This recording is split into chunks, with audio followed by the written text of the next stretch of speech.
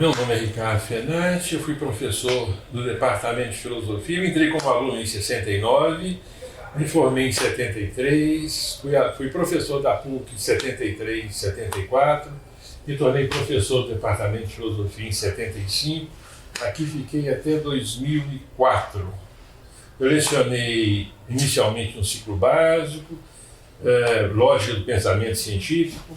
Depois eu lecionei História da Filosofia Grega no departamento, depois eu lecionei Filosofia da Ciência, eu dei muitas aulas, muitos cursos fora do departamento, um bocado eventualmente na física, na matemática, na História da Ciência. Eu trabalhei com alguns professores da Química e da Física nos cursos de História da Ciência e muitos cursos, muitas vezes fora do departamento. Meu mestrado, eu parei no mestrado, meu mestrado é em bacharel, mal-estar na epistemologia, chamava assim a dissertação, e fui feliz. Esse tempo todo do departamento, foi muito feliz. Bom, eu venho de uma família, os meus pais não tinham curso superior, vim de Diamantina para Belo Horizonte e fui fazer um então ensino médio, né? Colégio que se chamava, ginásio era os 4 primeiros anos, depois do colégio. No colégio eu conheci o professor Veloso, nós não tínhamos ideia do que era filosofia, mas no clássico, você vai dizer científico ou clássico, no clássico tinha filosofia. E eu ia fazer direito. As provas do vestibular de direito, filosofia, português e um teste psicológico qualquer de aptidão, eram as mesmas do curso de filosofia. Eu não sabia o que era filosofia. Não se chamava filosofia, se chamava filosofia pura, o nome era esse aí, né? Para distinguir dos outros cursos da faculdade de filosofia. Então, eu não conhecia filosofia, vi o Veloso falando no Colégio Marconi, que era um colégio privado, mas os professores quase todos oriundos da faculdade de filosofia. Eu fiquei encantado com aquela história, né? Então, eu estava estudando para o direito, eram as mesmas matérias, os mesmos conteúdos. Não, eu quero fazer essa história de filosofia. Então, o primeiro contato foi um contato desvirginador, foi o primeiro contato mesmo, foi com o professor Veloso, no ensino médio, no Colégio Marconi, 2 anos de filosofia. Ele lecionava História da Filosofia. Então, o primeiro contato foi esse aí. Então, vamos fazer filosofia, mas a decisão foi um pouco, como era a juventude, um pouco impensada, porque nós não tínhamos nenhuma ideia de mercado de trabalho, o que fazer com filosofia. A gente sabia que havia filosofia no 2º grau, mas só isso. Então, o primeiro contato foi no Colégio Marconi, foi na escola, com um grande professor, o professor Veloso, era professor da universidade e também no Colégio Marconi. Esse foi o primeiro contato. O Marconi, nessa época, era público? Não, era um colégio privado. Privado ainda. Né? Porque depois ele se transformou Depois se transformou numa escola pública. E ele era... Os professores eram professores egressos da filosofia, da faculdade de filosofia. Daí a importância dele.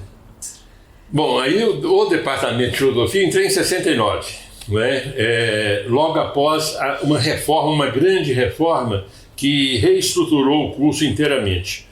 Então nós não matriculávamos mais no ano, nós matriculávamos nas disciplinas. Estavam localizadas no ano, mas era tudo muito aberto.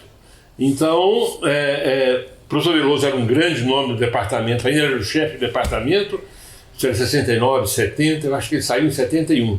O professor José Henrique era uma espécie de secretário do departamento, não secretário no sentido funcional, mas quem organizava o departamento. Era um professor notável, e a mulher dele, a esposa dele, a professora Ângela Mascarenhas, também era uma professora notável. Mas tinha muitos professores notáveis, tinha o Moacir Laterza, tinha a Sônia Viegas, e outros, tinha o Padre Vaz, que era um nome nacional, e outros professores que eu ficar citando, eu vou me esquecer de alguns. Mas esses eram muito importantes, o professor Zé Henrique, a professora Ângela, o Padre Vaz, o Moacir Laterza, a Sônia, e era um momento interessante que o departamento, nesse momento, 69, 70, o departamento dialogava consigo mesmo. Ele estava começando a acontecer, 69, 70, a extensão do departamento para outros departamentos, sobretudo na área de estética. O professor Moacir e a professora Sônia eram brilhantes expositores, brilhantes conferencistas e pessoas muito carismáticas, todos dois. E o Moacir lecionava História da Arte e Estética. E esses cursos, curiosamente, História da Arte, sobretudo, tinha que ser dado à noite. porque havia muita projeção e as salas não contavam com recursos que permitissem projeção diurna. Então, outros alunos de outros departamentos, aproveitando o horário da noite, vinham para o departamento.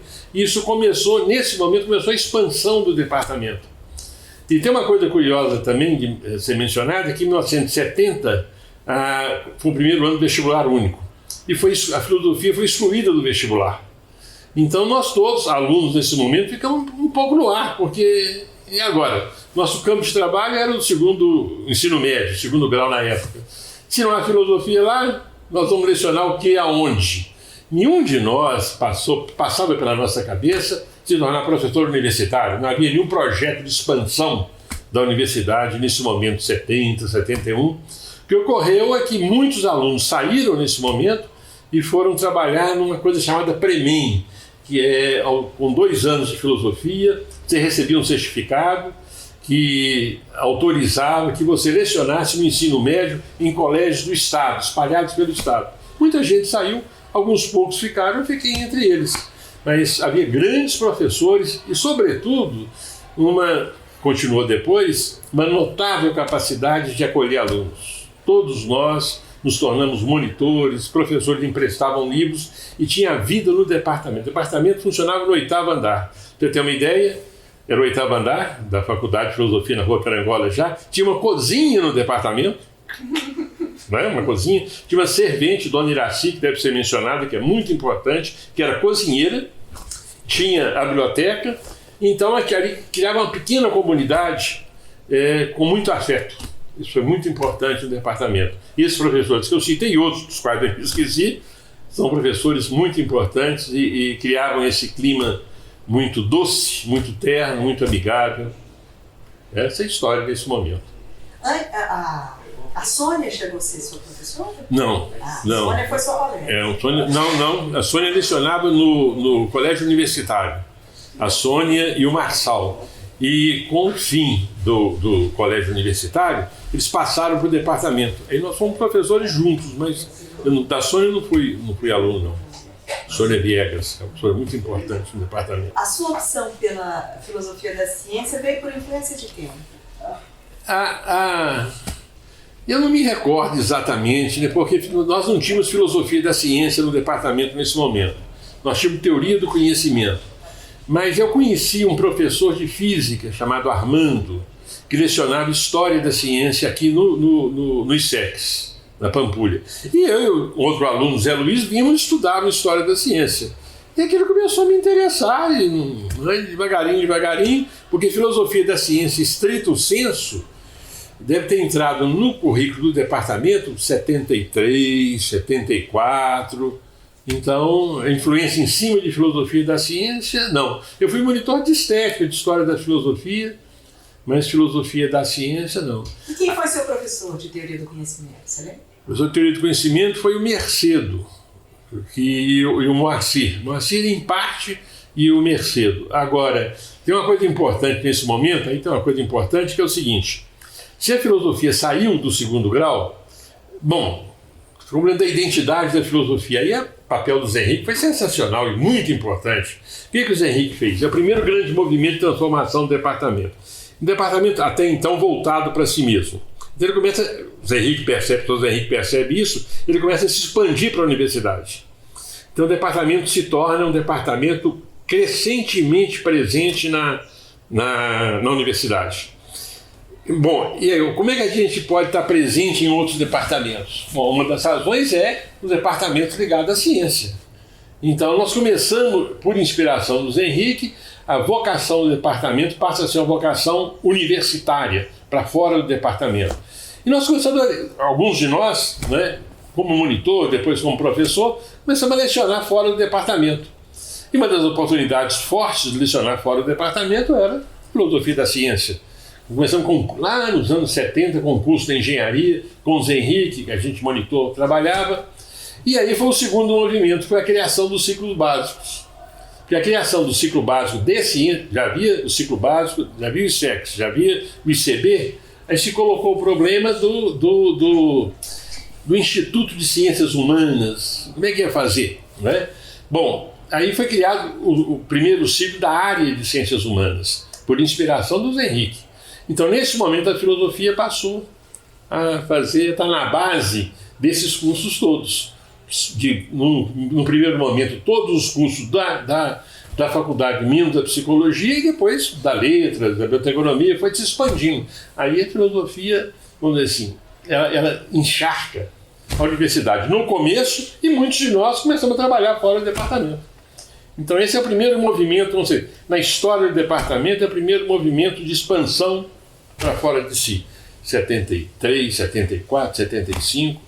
E o ciclo básico, convém dizer isso para a história também, o ciclo básico teve uma fundação em 73 ou 74, mas mingou. Essa é a primeira versão do ciclo básico, não funcionou muito bem. Em 75, o reitor, Eduardo Osório Cisalpino, quis montar um ciclo básico com a feição dele. Naquele momento, era uma espécie de foco de resistência. Então, ele contratou 16 professores, entre os quais eu estava, contratou a dedo. Não sei por que ele me contratou, mas contratou a dedo. Então, nós éramos ligados diretamente à reitoria. E nós tínhamos uma liberdade acadêmica razoável lá dentro. Todos nós lecionávamos Marx, por exemplo, sem nenhum problema e com a garantia do reitor. E o ciclo básico tinha um peso muito forte. Esse ciclo básico tinha uma presença muito forte. Então, isso marcou muito esse primeiro movimento de expansão do departamento para fora dele. E quem eram esses colegas seus que estavam juntos? Na filosofia, éramos a Ângela Mascarenhas, a Aparecida Andrés, eu e a Leia Laterra, os primeiros 4. Depois vieram, nesse mesmo projeto de ciclo básico, vieram depois o Ivan, o Pedro, o Dravin, a Lúcia e o Paulo Margutti. À medida que o básico era uma experiência bem sucedida, que os demais departamentos, cursos, demandavam os serviços do básico, ele ia se ampliando e outros professores foram contratados. Então, pelo menos 10 ou 12 professores, os primeiros 5, 6 anos, vieram no departamento graças a esse bom trabalho do ciclo básico. E não tinha concurso público? Não. E esses 16 primeiros foram catados. Depois, o resto do pessoal todo sobre concurso.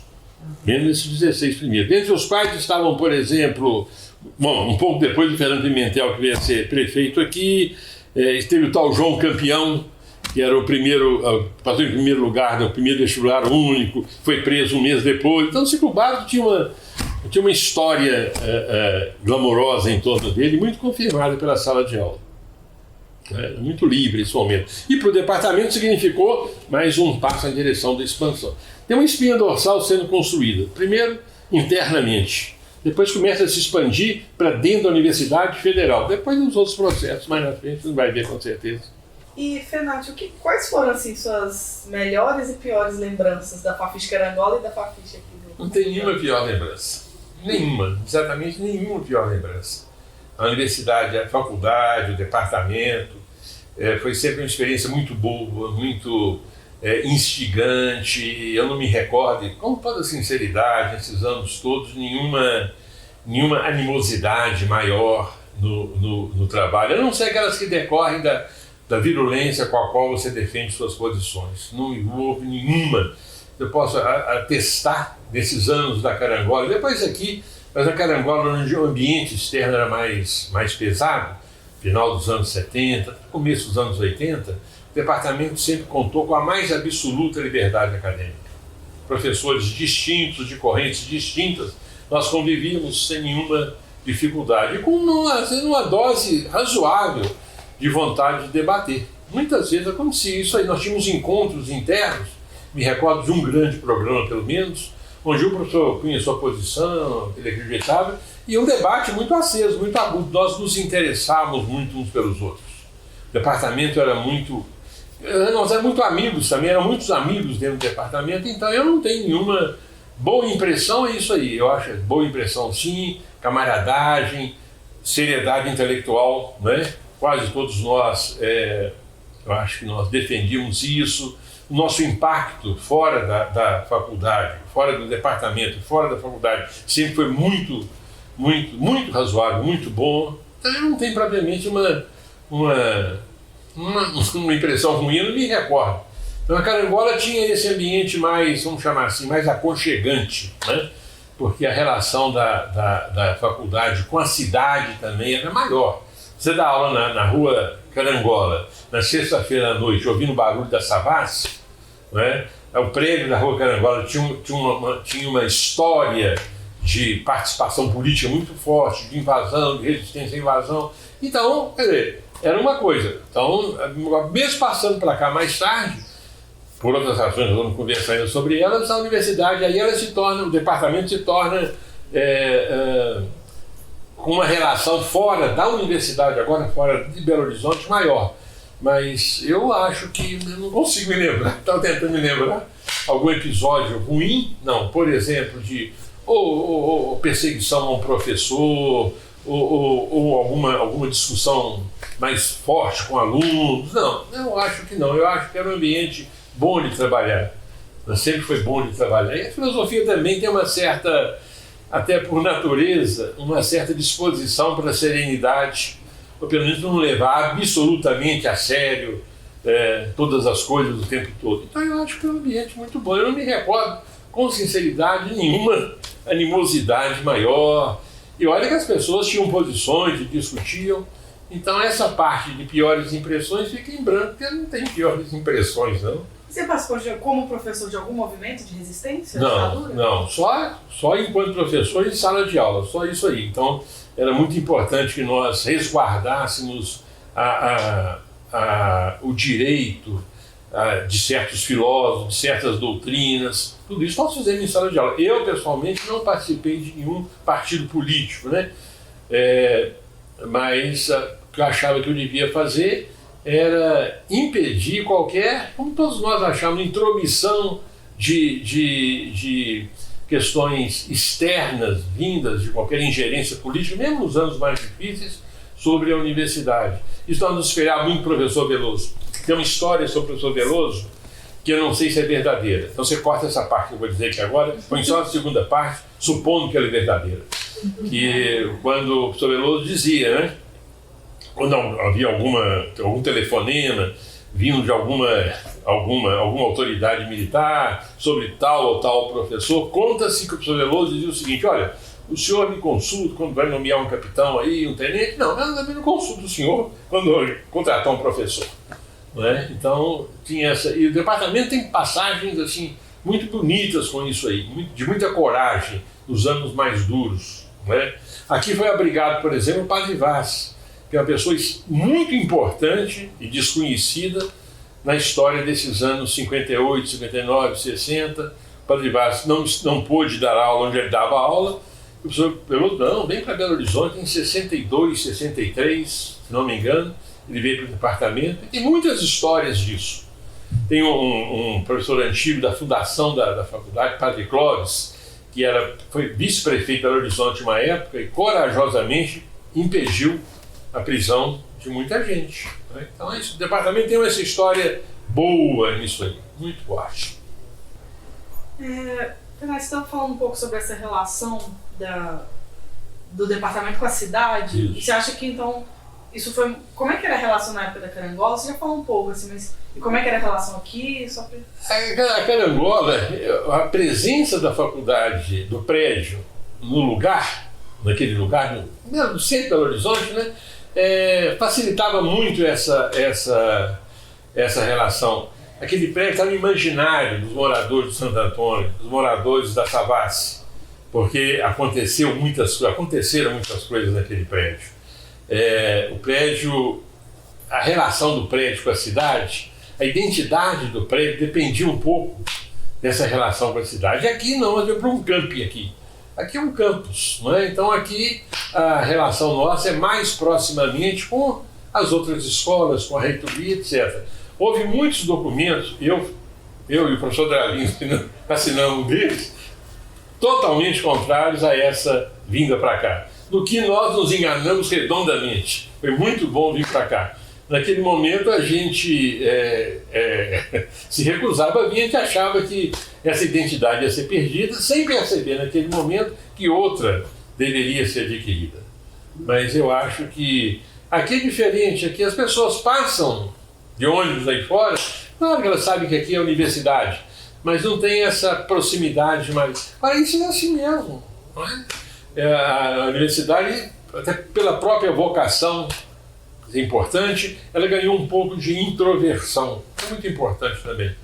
É inimaginável alguma atuação profissional nossa, que era muito boa na Rua Carangola, muito significativa, pudesse ser importada meramente para cá. Né?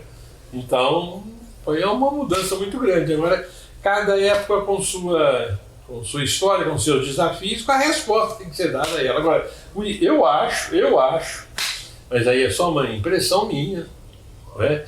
Tem um tom que permanece, um tom mais subterrâneo, que atravessa as épocas. Qual tom? Esse valor, esse sentido, no nosso caso do departamento, né? Esse sentido da filosofia, né? Essa capacidade de não se deixar seduzir pelos modismos, pela pressa, pela pragmática, pelo pragmatismo da época, pela urgência. Né? Isso é um pouco a história da filosofia. Então, ela tem essa dimensão de presença forte e essa dimensão utópica, que é uma dimensão de resistência. Então, eu acho que isso aí usar uma palavra forte, é um ethos da filosofia enquanto campo de investigação, e muitos de nós, em muitos momentos, se esforçam para que isso se torne também o ethos da universidade. Não foram poucas as ocasiões que professores do departamento garantiram isso nessas instâncias superiores da universidade. O José Henrique, que é um deles, foi reitor durante um certo momento, um certo tempo, né? A Carangola atraía outro tipo, então, de público, além dos próprios estudantes? Circulavam? Circulava por lá? Atraíam pessoas que... porque aquilo tinha um fascínio, né? Faculdade de Filosofia. Tem coisas que eu não posso falar aqui, né? Mas tinha um fascínio. Não estou falando de uma forma geral. Ali se respirava um certo ar de liberdade, numa cidade que era muito conservadora. Então, muitas práticas que aconteciam lá dentro fascinavam as pessoas que estavam por perto, não é? Atemorizavam alguns pais de família cujos filhos e filhas passavam a estudar na Faculdade de Filosofia.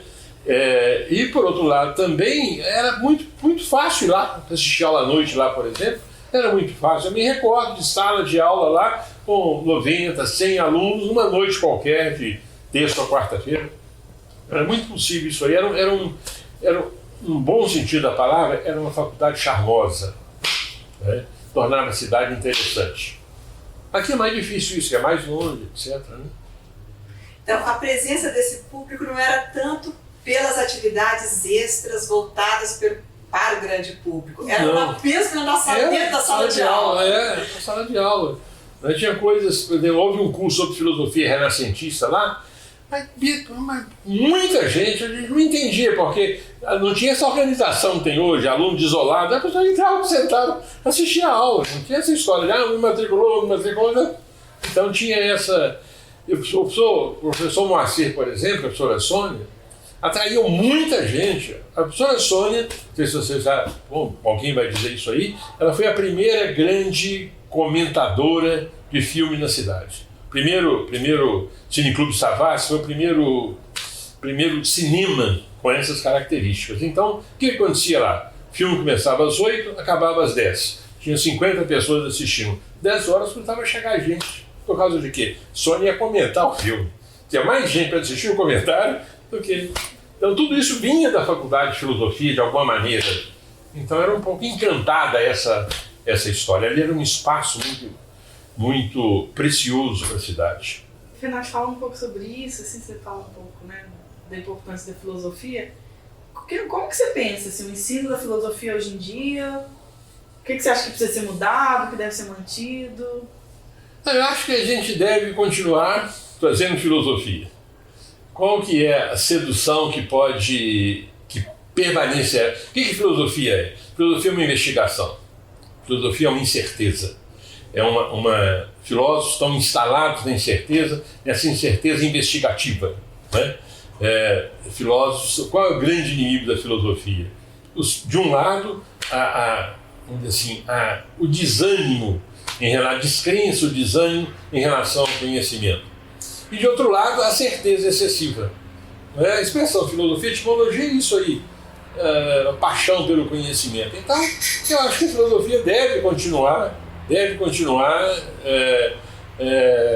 a partir desse ethos, dessa maneira de pensar. Agora, é claro que as seduções são muitas, porque a filosofia é sempre um pouco incerto. O que é filosofia?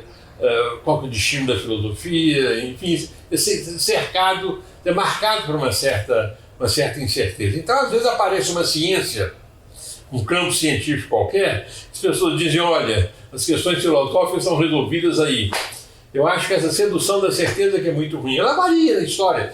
A física já desempenhou esse papel para os filósofos, a economia já desempenhou, a psicanálise já desempenhou e provavelmente a biologia está começando a atrair as pessoas nesse sentido. Então é como se, ao invés da expressão clássica da filosofia, ao invés da paciência da investigação, viesse assim, o gosto pela certeza. Então, essa ameaça é sempre essa. Essa ameaça é histórica. Lá atrás, quando a filosofia começou, um sofista chamado Protágoras disse isso a Sócrates. Olha, Sócrates, vocês são médicos, não existe propriamente filosofia, existe a medicina. Essa questão de filosofia. No Nascimento, Platão já percebia que essa oposição apareceria. Então, se a gente não capitular diante dessa sedução, que vem com essa moeda estranha da certeza, e não cabe a certeza na filosofia. Certeza mais definitiva não cabe. Então, tem que suportar a impaciência dessas pessoas e continuar trabalhando pacientemente.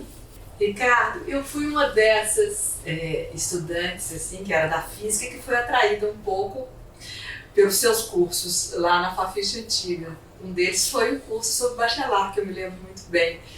E você foi um dos que introduziu o pensamento de Bachelard, pelo menos aqui em Minas Gerais, e que acabou também se dedicando a ele como objeto de pesquisa, sobre sua dissertação de mestrado, foi sobre Bachelard.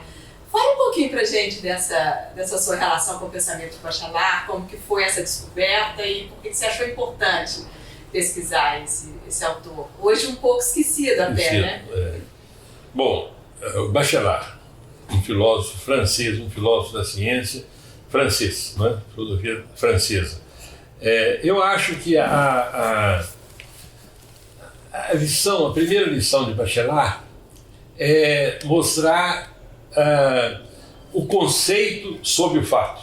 Na verdade, a ciência chegava para nós, as pessoas que vinham da ciência chegavam para nós, interrogando a própria ciência, mas vinham com essa ideia de que a ciência lida com fatos. O que nós aprendemos com Bachelard é que a ciência lida com ideias. Os fatos têm uma dimensão conceitual, e isso permitiu que nós abríssemos a investigação da ciência, porque se a ciência fosse um conjunto de fatos, não havia muito o que investigar ali. Você é organizado, aqueles fatos estão organizados e pronto. Quando você descobre, usar uma expressão dele, que o fato, num certo sentido, é também feito, então você descobre que a ciência tem uma dimensão conceitual. O Bachelard, junto com Poiré, é um dos inventores da ideia de história da ciência, porque até então, um filósofo da ciência sério, Thomas Kuhn, foi aluno de Poiré, com quem ele aprendeu que a história da ciência é a história de um percurso conceitual, que poderia ser outro, não é outro, não foi outro, porque certas decisões conceituais foram tomadas. Então, com isso, a gente abre o campo da história da ciência, abre o campo da filosofia da ciência. Eu acho que quando Bachelard mostra que a ciência é um empreendimento conceitual, por via de consequência, ele abre o campo da história da ciência, que até então era entendido como uma história da ignorância passada e da verdade atual, da correção atual. Nós aprendemos que não é isso, não é? Então, que na história da ciência, há componentes filosóficos, artísticos, etc, etc, etc. Então, o grande mérito é mostrar que a ciência é uma atividade conceitual. Você fez uma opção depois do Bachelard pelo Popper, depois nas suas pesquisas de doutorado. O Bachelard tem uma relação mais poética, de uma aproximação da ciência com a psicanálise, da ciência com a poesia, que o Popper parece negar, né? Como que foi essa... O que te motivou uma mudança do Bachelard para o Popper? O Bachelard é um filósofo isolado, né? O Bachelard se tornou muito conhecido, não propriamente pela filosofia da ciência, mas pelos seus alunos. Entre os seus alunos, um grande aluno do Bachelard, todos os filósofos franceses que escreveram nos anos 60 foram alunos de Bachelard, quase sem exceção. Era um professor excepcional, desses que as pessoas tinham que chegar cedo em outro lugar na sala, etc. Bom, acontece que um filósofo muito famoso nos anos 60 e começo dos anos 70, Louis Althusser, tomou um conceito de Bachelard, o conceito de corte epistemológico, para compreender a obra de Marx. Então isso foi muito influente, muito falado. Bachelard passou a ser conhecido pelos alunos, pela repercussão dele na obra de gente como Foucault, que foi aluno dele, gente como Althusser, que foi aluno dele. Mas na filosofia da ciência, ele não tem irradiação. Não é? Filosofia da ciência, tem muita gente que é contra isso, mas ela é basicamente anglo-saxã. Não é? Então, agora, o Popper é um filósofo de muita ressonância, não é? Muita ressonância e com muita interação. Então, a passagem para Popper foi para sentir um pouco menos isolado, conversar com filósofos, conversava com outros filósofos, né? Então, essa é a passagem. Bachelard, ele não, injustamente, por uma série de razões, mas muitas das ideias do Bachelard aparecem em outros filósofos da corrente anglo-saxã, mas ele não é citado. Ele não está na corrente principal. Eu tenho a impressão que pelo menos assim, né, sem grandes razões, a passagem para Popper é a passagem para um filósofo que dialogava mais com outros filósofos. E Popper também é uma coisa interessante, que era um sujeito que foi lido por muitos físicos e cientistas que vieram da Inglaterra, fizeram seu doutorado na Inglaterra. Popper era um sujeito importante lá no pensamento inglês, né, na Universidade Inglesa. Então, acho que a razão é um pouco essa, né? Essa é a razão. Agora, o Bachelard é um autor importante. Tem essa parte que a Patrícia lembrou, dessa outra obra do Bachelard, que é muito influente, foi muito influente, e daí é um pouco influente na crítica literária, que é o Bachelard que lidou com a questão da imaginação, dos sonhos, etc. Mas é um filósofo que vamos dizer, lamentavelmente, foi prejudicado, para se dizer assim, pela admiração suscitada por certos alunos, não é? Isso acontece. Você falou um pouco da mudança da Fafiche, da diferença da Fafiche da Carangola para a Fafiche aqui, justamente por essa presença da cidade. Mas você identifica também mudanças estruturais na organização propriamente do Departamento de Filosofia, uma mudança um pouco de identidade da Carangola para cá? Eu acho que essa passagem da Carangola para cá, ela foi causa e consequência, ao mesmo tempo, de uma mudança que a gente tem que compreender. A universidade vai ganhando vigor, a pós-graduação vai ganhando grande importância no campo, e do ponto de vista da pós-graduação, você tem colégios invisíveis, não é? Quer dizer, a pós-graduação em filosofia em Belo Horizonte, junto com o Rio Grande do Sul, junto com o Rio, com São Paulo, forma uma espécie de colégio invisível. Então a pós-graduação, ao mesmo tempo, pertence ao departamento, geograficamente pertence ao departamento e conceitualmente pertence ao departamento e pertence a esse colégio invisível. Então essa mudança aqui para o campus coincidiu com o terceiro momento na história do departamento. Primeiro momento até os anos 70, meados dos anos 70, departamento muito interno. Em seguida ele se expande para a universidade como um todo. E agora ele se expande, nos anos 90, começa a se expandir nacionalmente. Isso é muito importante, nos anos 90, não sei exatamente, 91, 92, acho que 91. Teve uma mudança, já no campus, uma mudança importante, que foi uma grande mudança na geração que comandava, que integrava a pós-graduação. Sai a geração que instalou o mestrado e entra a geração que instalou e instalará o doutorado. É quando o professor Ivan e o professor Newton voltam da França, o doutorado deles, é repensado o departamento e começa o projeto do doutorado. E quando o doutorado se consolida, começa a se consolidar, a presença nacional do departamento começa a ser também um fronte importante. Então, primeiro interna, depois na universidade, nacional e agora internacional. Essa história do departamento, eu acho que muda um pouco o interlocutor. Interlocutor é o próprio departamento, interlocutor é a universidade, agora interlocutor são outros programas de pós-graduação e agora em uma situação, em contextos internacionais. A história do departamento é essa abertura progressiva que eu acho que é bem sucedida. E acho que o departamento, até onde eu conheço, hoje eu conheço menos, né? Sou professor aposentado, eu sou avô, minha identidade agora é ser avô. Eu acho que o departamento, nesse tempo todo, até onde eu conheço, ele não perdeu essa boa relação com os alunos.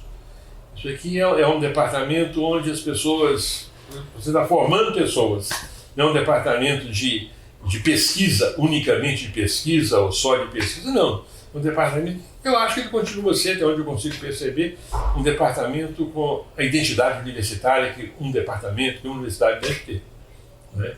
Mas eu acho que, do ponto de vista, é muito interessante isso aí, que isso não depende do conteúdo da filosofia.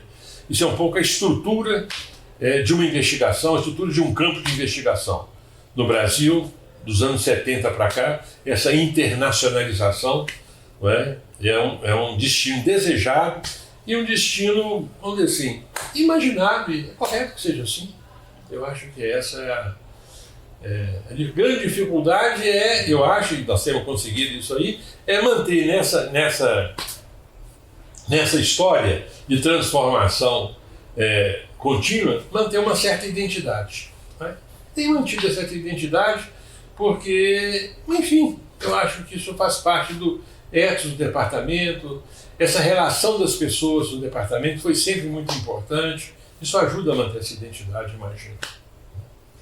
Agora, Ricardo, eu vejo assim, uma diferença tão grande como aluna que fui, né, do Departamento de Filosofia da Carangola e depois para cá, uma dimensão que eu acho que, de certa maneira, foi perdida, que é essa dimensão mais de uma vocação para o magistério, né?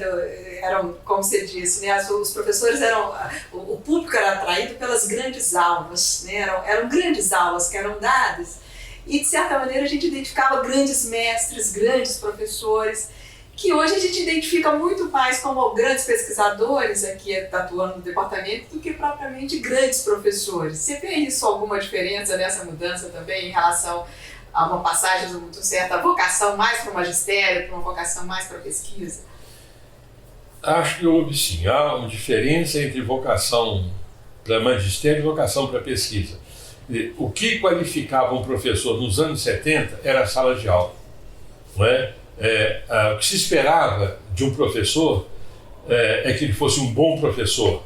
É isso que a universidade esperava. À medida que a universidade espera outras coisas, então o papel do professor se transforma. A gente age um pouco em relação àquilo que é o demandado, aquilo que é o esperado. Hoje o que se espera é que o sujeito seja um pesquisador. A estrutura exige isso. Então eu acho que tem de fato essa mudança. Agora, enfim, as coisas são assim, as coisas são um pouco assim, esse grande professor dos anos, como o professor Moacir, por exemplo, dos anos 70, comecinho dos anos 80, não é mais, dificilmente é possível, né? Que uma outra coisa interessante também é que no intelectual, o professor dos anos 70, 80, era um pouquinho intelectual público, era um pouquinho de dimensão intelectual público. Essa dimensão intelectual público hoje desapareceu, tende a desaparecer. A audiência hoje é restrita às pessoas que circulam naquele campo, não é? Então, isso é um problema curioso. Então, eu acho que teve, de fato, essa mudança. Eu acho que e é importante que seja assim. A questão é saber se a gente consegue manter um pouco essa importância conferida à sala de aula, o gosto de ensinar e o gosto de aprender, né? O envolvimento existencial é muito importante, porque filosofia, em última instância, é uma escola existencial, é uma forma de estar na existência. Nós perdemos isso aí, perderia muita coisa. Agora, outra coisa também curiosa é que essas grandes ideias, as pessoas não se sentem mais representadas nessas grandes ideias. Mas isso não é um problema nosso, é um problema do tempo. Não é? Nós não nos reconhecemos mais nessas grandes ideias que estavam presentes, muitas vezes, nos anos 70, nos anos 80. Existe hoje uma descrença ou enfim, uma dificuldade de pensar, de nós nos pensarmos à luz de ideias. Então, por exemplo, os debates do departamento nos anos 70, 80, sobre marxismo, fenomenologia, eram intensos, a gente discutia isso aí. Hoje as ideias parecem que não têm essa importância pública. Elas perderam um pouco a importância pública que elas tinham. Então nós não somos capazes, sobretudo em Minas Gerais, nós não somos capazes de pensar mais, ou nós não temos intelectuais públicos de muita relevância nos quais as pessoas confiam, esperam escutar alguma coisa. Pedir essas duas a vocês, quem é intelectual público de Belo Horizonte hoje?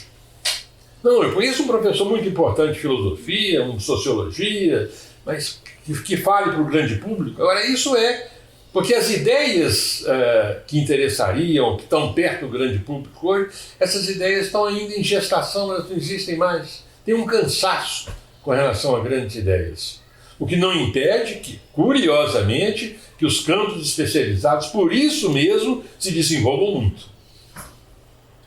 Thomas Kuhn, que é um desses autores que vocês estudam, que eu estudei, que é muito importante, dizia esse fechamento é muito importante numa carreira científica. Vou dizer uma coisa para ficar mais lembrada. É muito importante que um grande cientista seja ignorante em muitas áreas que não a área dele. Então, legal, isso é curioso, é assim. Não devia ser assim. A gente imagina que o cientista deve saber muitas coisas, ler muitas coisas, não dá mais tempo para isso. Afim. E isso leva ao progresso da ciência. Agora, isso traz um senhor problema da filosofia. Também que você é capaz de resgatar, de repensar essas grandes ideias. Acho que isso é um pouco que ocorre. Ricardo, mudando um pouquinho de assunto, você teve assim, uma importância muito grande como, primeiro, como um grande professor, como um formador de gerações, mas também no departamento de filosofia, mas também como administrador, Você teve uma importância na faculdade, na FAFIT, como vice-diretor, e depois na reitoria. Conta pra gente um pouquinho dessa sua experiência mais administrativa, mais da gestão, de pensar a faculdade, pensar a universidade. Eu gosto da universidade, eu gosto da faculdade. Eu não sou um pesquisador, não. Eu gosto de sala de aula, eu gosto disso, gosto muito da universidade. Gostava muito, continuo gostando. Gostava e atuava naquele momento. Eu acho que a gente o que me interessa é a gente pensar um pouquinho sempre a ideia da universidade. Eu trabalhei na vice-diretoria, trabalhei na reitoria, porque me interessava muito a ideia de universidade. Me interessa muito a ideia de universidade. Então, eu não fui propriamente como um administrador. Eu ocupei certos cargos, mas assim, cargos de assessoria, cargos que ficavam um pouco na sombra, como eu gosto. Eu acho que é preciso que a universidade, a gente deve ter o receio de que ela cristalize alguma coisa. Ela se cristalize. Sobretudo quando é bem sucedida. Tem um reitor de Harvard, que há muitos anos atrás disse o seguinte, perguntaram a ele, qual é o seu grande desafio como reitor da grande universidade de Harvard? O desafio é consertar um relógio que não está estragado. Esse é o nosso problema. Então, quando eu trabalhei nessas instâncias, eu sempre achei que a gente devia colocar ao lado da universidade atual, a universidade deveria ser. A gente tem que ter sempre esse gosto por aquilo que não sendo deveria ser. Durante muito tempo, em muitas circunstâncias aqui na FAFIT fora daqui, nós lutamos por uma coisa chamada indisciplina. Todo currículo deve ter 20 disciplinas e uma indisciplina. O que é uma indisciplina? É o lugar onde o futuro chega. Então, a tendência nossa é essa segurança muito forte, buscar uma segurança muito forte, uma organização muito forte. E a universidade vive daquilo que ela não é. Não daquilo que ela é. Aquilo que ela já é passado. Então, onde eu pude trabalhar, numa coisinha ou na outra, eu sempre insisti um pouco nisso aí. Aquilo que nós não estamos fazendo, deveríamos fazer. A universidade, qualquer departamento, qualquer um de nós, qualquer pessoa, deve cultivar uma zona de incerteza dentro dela. Porque é daí que vem o futuro. E o receio é a cristalização. Então, acho que essa experiência de administração foi importante nesse sentido, de lembrar essas coisas que deviam ser feitas, poderiam ser feitas, eventualmente nós fizemos. Um aqui muito interessante da faculdade, um dia nós fechamos a faculdade, e o seguinte, não tem mais departamento, nesse dia, chamava Dia em Comum. Nesse dia, você não tem, nas portas não fica aula disso, não tem departamento, não tem curso, tem milhares de conferências, ou dezenas de conferências naquele dia. Você entra onde você quiser. Deu certo um dia, dá certo, mas isso é contra a corrente. Porque é normal que seja assim, a corrente é conservadora, estabiliza. Então, nós temos que lutar na administração, em qualquer administração, departamento, faculdade ou reitoria, você instile esse setor, que é o setor gerador de insegurança, gerador de indisciplina, e daí que o futuro chega. Daí que o futuro chega. Eu acho que tem que estar atento a isso. O que é interessante ensinar filosofia, nos dias de hoje principalmente, porque ao mesmo tempo que a gente espera uma certa evolução da sociedade, principalmente em termos de conhecimento, de organização social, a gente assiste no Brasil hoje uma espécie de involução, sobretudo em relação ao saber, ao conhecimento e à própria universidade. Parece que a universidade está sob ataque, parece que a ciência está sob ataque, parece que a filosofia está sob ataque, no sentido de uma certa descrença em relação ao saber universitário, ao saber científico e à própria filosofia. Uma ascensão de um obscurantismo no sentido contra um certo ideal iluminista que sempre pautou a universidade. Então, talvez, para finalizar, você falasse um pouco disso, da importância do filósofo de se ensinar filosofia hoje. Ok, eu acho que existe um traço na contemporaneidade, e que é forte no Brasil, é uma espécie de receio generalizado. Há um medo em curso, há um receio em curso. E todas as vezes que o medo é o conselheiro, a nossa tendência é recuar. Então, esse receio que nós... Tem várias razões, várias motivações, esse receio está acinzentando o Brasil, acinzentando o país. É absolutamente inaceitável, absolutamente absurdo essa campanha anti-saber, anti-conhecimento. Completamente. Isso, antes de qualquer outra coisa, é uma brutal ignorância. Não há futuro em nenhuma sociedade contemporânea que não se marque fortemente por uma política de conhecimento, uma política capaz de desenvolver fortemente o conhecimento. Isso não é uma questão a ser discutida mais, não. O conhecimento é a maior riqueza das nações hoje. Estará condenada ao colonialismo, ao neocolonialismo, qualquer nação que permanecer desatenta a essa questão do conhecimento. Então é lamentável que publicamente o conhecimento seja objeto dessas observações absolutamente inaceitáveis. E a universidade junto com isso, esse comentário completamente absurdo com relação à universidade. Agora, eu acho que isso está localizado numa região complexa, porque não é tanto uma posição nova que está chegando, seria legítimo, não é uma posição, não é uma disposição para discutir, é mais um receio numa região muito afetiva, eu acho. Então o risco é muito grande, com relação a a questão da universidade no Brasil, a questão do saber no Brasil e a questão dos benefícios que o conhecimento pode trazer na vida social. Então não há nenhuma esperança de que o receio seja bom conselheiro. Nunca foi, em circunstância alguma, não será mais dessa vez. Agora, a filosofia, eu acho, é muito importante. O que a filosofia nos ensina fundamentalmente? A paixão pela existência. O fato de que o imediato nunca é o real. Aquilo que aparece imediatamente nunca é o real.